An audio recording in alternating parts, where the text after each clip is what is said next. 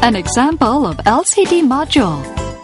In LCD assembly lines, pulse heat technology is being used in multiple processes. Introducing more examples in further detail. A panel and a tab are micro-joined together via an ACF. An ACF is thermocompressed onto an LCD panel. Thermography provides a vehicle to see if the wide joining area is being heated and cooled uniformly. Furthermore, tab is thermocompressed to complete the module assembly process.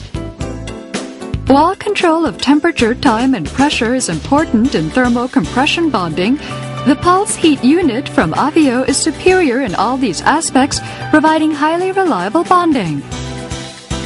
This is a process to solder modules onto glass epoxy base PWB. The pulse heat method is most suitable for soldering flexible substrate, such as the flexible circuit, without lifting at the joining section. Introducing a machine dedicated to thermocompression bonding onto LCD panel or touch panel. An accurate positioning function using a camera, monitor, and adjustment unit with high mechanical rigidity contribute to the improvement of productivity and quality.